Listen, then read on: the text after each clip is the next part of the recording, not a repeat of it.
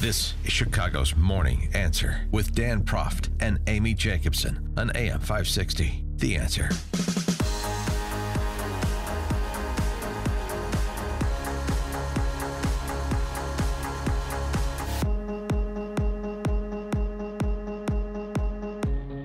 Good morning, Dan and Amy, and we're going to continue to keep you updated as details emerge related to the shooting death, the murder of 31-year veteran Chicago Police Commander Paul Bauer yesterday afternoon outside the Thompson Center. And we're learning that the 44-year-old gunman, African-American, has had several run-ins with the law, 4 felony charges against him for gun possession, armed robbery, drug possession, and the text messages from his coworkers keep coming in. Here's from an officer who worked with him because he was, again, the commander of the 18th District. All I could do yesterday was think that he's never going to get another opportunity to see his 13-year-old daughter ever play another game, and his daughter will never again get to have her dad there to cheer her on. It's heartbreaking. The war on police has got to stop. We are not the enemy. I know I'm preaching to the choir here, but we need to stay on this story. Yeah, and also, obviously, motive, because you had this individual reportedly wearing a bulletproof vest when he opened fire. Commander Bauer responds to the call of an active shooter, and then gets in a shootout with the assailant, and he's killed in that shootout. So, you know, if you're wearing a bulletproof vest, but in addition to the contextual factor that he was a 4-time felon, probably went out that day intending to do bad things, and so that those blanks have yet to be filled in, but we'll relay them when they are. Yeah, and if his name is released because he has not been charged, we will let you know. Right. All right. Moving on to some international matters, not just the Winter Olympics, but also this story yesterday. Bibi Netanyahu, Israeli Prime Minister Benjamin Netanyahu, is in the political fight of his life, it would seem to me, after police announced yesterday that they had found enough evidence to recommend the state's prosecution to indict Netanyahu for bribery and breach of trust in this kind of long-running investigation into gifts that were provided to the Netanyahus. The allegation is that Netanyahu improperly accepted expensive gifts from different businessmen. For more on this topic and the implications were Bibi to be deposed, we're pleased to be joined by our friend Jed Babbin, former United States Deputy Undersecretary of Defense and a columnist for the Washington Times and the American Spectator. Jed, thanks for joining us. Appreciate it. Hi, guys. Glad to be here. So what about the news about Netanyahu potentially facing criminal charges here? Well, it's very serious, but we don't know how it's going to play out. I mean, apparently one of the chief accusers, if not the chief accuser, against Mr. Netanyahu is his principal political opponent. So this may be another, Bob Mueller kind of situation where things may be a lot less than they seem, but we just don't know. I mean, as far as I know, the accusation goes against Netanyahu for receiving gifts of cigars and jewelry for his wife, and those things can be serious, but we just don't know at this point. I think at this stage, Netanyahu is still solid. And I don't know of anybody in Israeli politics who has the stature that he has and the strength that he has to be able to be an effective ally for us. That's kind of leads into the follow-up question, which is just playing worst-case scenario for Netanyahu. He is deposed. He has to step down from office because of this potential prosecution if it materializes. And what would that mean for our interests and stability in the Middle East? Well, it certainly wouldn't be good. Whether or not he's a perfect person is not the issue. Netanyahu has the reputation, the strength, the position to be an enormously effective ally, as he has been for about the past 10 years. The question really comes down to who could replace him, and I don't see anybody in Israeli politics. I mean, I'm not certainly an expert on all of the people there, but you look at his principal opponent, this guy Lapid, but also one of the most bitter opponents is Ehud Barak, a former prime minister of Israel, himself a warrior, but much more liberal and much more, I think, interested in compromise than Netanyahu has been. And I think that would be a very great weakness for Israel and, quite frankly, for us. You recently wrote a fascinating article in the American Spectre where you said anyone who signed off on warrants from FISA under false pretenses had better find him or herself a lawyer.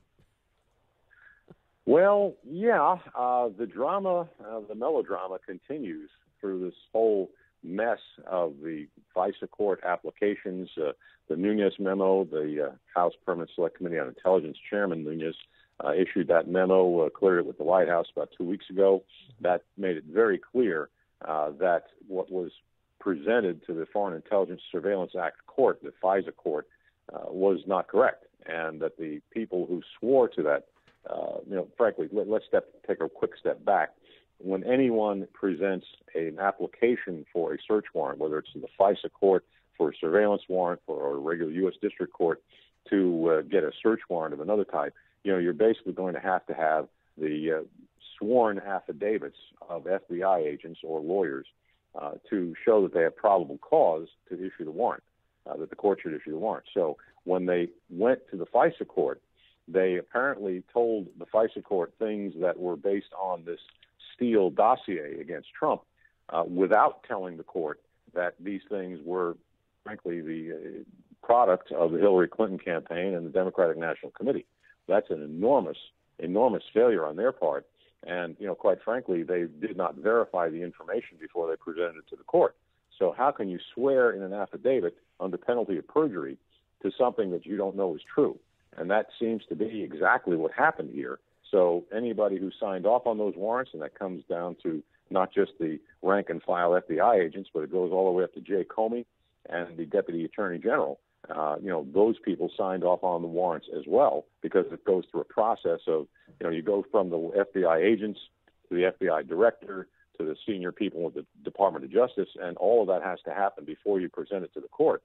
So all of these people who signed off on these warrants didn't do their job and took it for granted that what Christopher Steele had in his so-called dossier was the truth.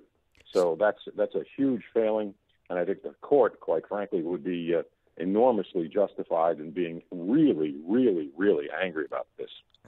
Is the public justified in suggesting that not only should a revised Schiff memo be released for public scrutiny, but also, as the Wall Street Journal opined this week, the documents related to the application for the search warrant to the FISA court, all of that should be released, redacted as needed as well? Oh, absolutely. I think the more that's released on this, I think the better we're going to be. I think we're going to be able to see more of what was told to the FISA court. We should be able to see more of whatever the Democrats say to try to counter what the Nunes memo says. I mean, get it all out. I think this is one of those things where, there may be some tidbits in there in the Democrats memo that have to be redacted. There may be some things, I'm sure there are quite a few things that have to be redacted from the FISA warrant applications because those are top secret. And I think, get them out. I mean, redact them if you need to, but get them out. That's the best thing we can do. The public needs to know about this. We need to know if there's, as there appears to be, an enormous crisis in the FBI and the Justice Department.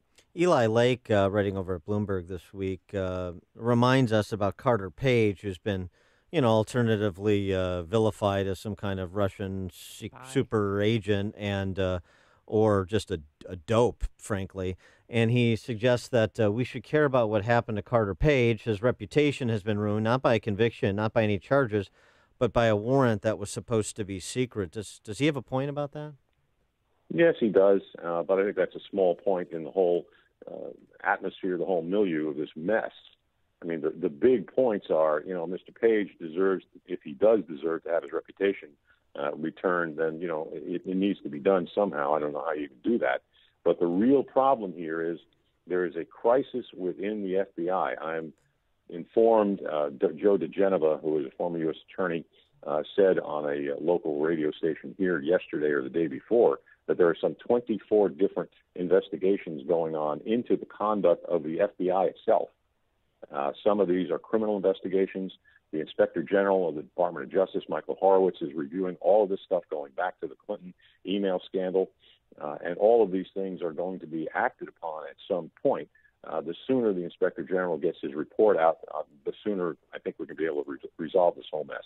I expect that there will be prosecutions resulting from what the Inspector General says. So when Christopher Wray said yesterday that no evidence that he sees that the FBI is politicized, he's just doing his duty to put up a brave face before the Senate Intel Committee? Yeah, nothing more than that. And quite frankly, he ought to know better than to say that. What's going on in the FBI right now, what has gone on for apparently 2 years at least, Mr. Wray ought to be a whole lot more savvy and be willing to accept what the Inspector General says and the Inspector General finds. That's one of the things that's very troubling about what he said in front of the Senate committee yesterday. And he testified in open session with all the other leaders of the intelligence community on the basic year in review kind of thing. But what he said and what you're talking about, that there is no confidence, there's no problem in the FBI. I mean, if he were going to take that position at this point, it means to me that he is not going to take the IG report seriously. And quite frankly, that if I were president and he did not take that report seriously and investigate it, and if necessary, prosecute people, I'd fire him. I'd fire him really fast. Wow. We're now in day 8, and the White House still can't get their story straight about Rob Porter. What do you think should happen to John Kelly, Hope Hicks? Your thoughts about this whole debacle? I really don't have many, Amy. The whole thing, I don't know. People have had their guns out for Kelly since he got there. If he's lost confidence in the president can fire him. I don't know the details of this Rob Porter and this other guy who's accused of spousal abuse. Look, spousal abuse is an unpardonable sin, an unpardonable crime, and the guy should have been fired maybe more quickly. I don't know what Kelly did or didn't do, and frankly, I'm a lot more concerned about a lot more important things at this point. He is Jed Babbin, former U.S. Deputy Undersecretary of Defense, a contributor to both the Washington Times and the American Spectator. Jed, thanks as always for joining us. Appreciate it. Thanks, guys. And he joined us on our turnkey.pro answer line.